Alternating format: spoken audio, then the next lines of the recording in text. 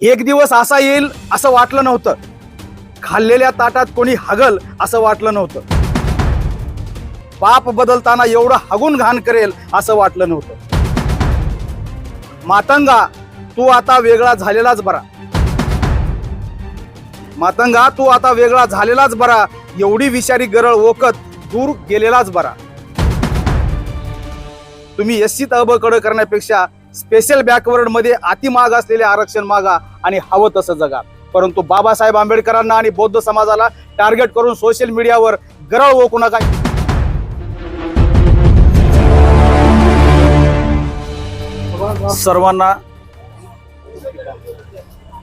सर्वांना क्रांतिकारी जय भीम.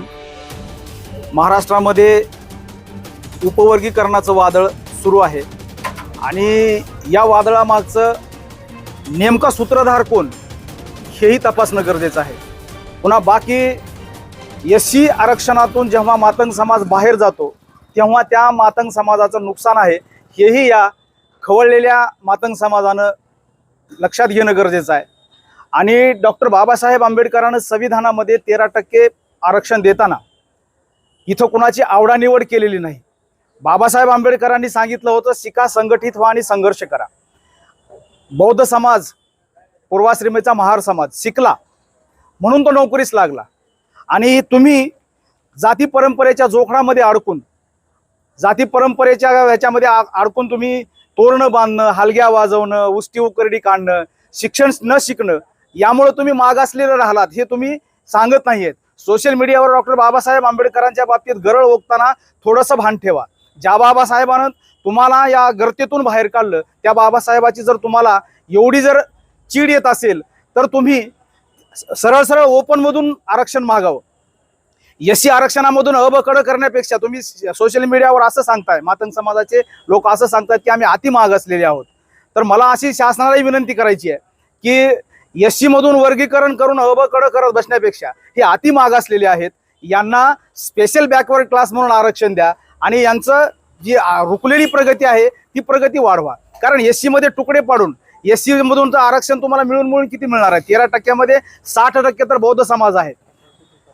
आणि अॅट्रॉसिटीच्या बाबतीत बोलतानाही हे सगळ्यापेक्षा जास्त अॅट्रॉसिटी करणारे हेच आहेत, हिंदुत्ववाद सांगणारे हेच आहेत. आणि त्यामुळं या मातंग समाजाला शासनानं एससी मधून वाटण्या करत बसण्यापेक्षा स्पेशल बॅकवर्ड क्लासचं आरक्षण द्यावं. डॉक्टर बाबासाहेब आंबेडकरांच्या बाबतीत यांनी या प्रकारचं सोशल मीडियावर आता गरळ ओकाय सुरू केली आहे. बाबासाहेब आंबेडकरांना ते आता सध्या मुक्तिदाते म्हणत नाही आहेत.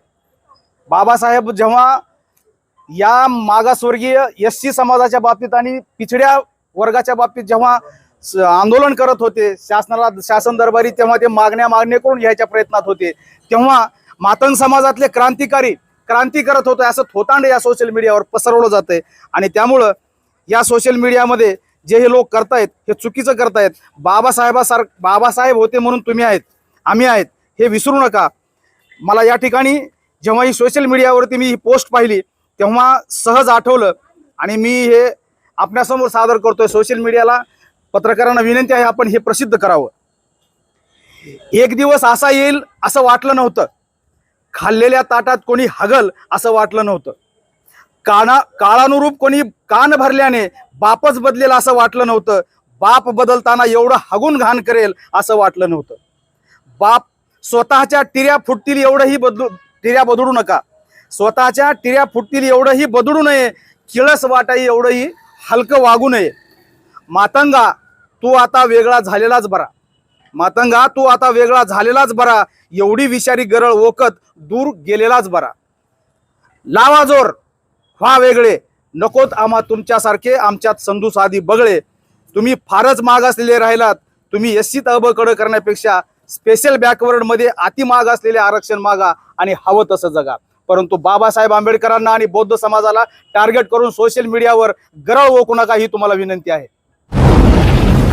आवाज बहुजनांचा.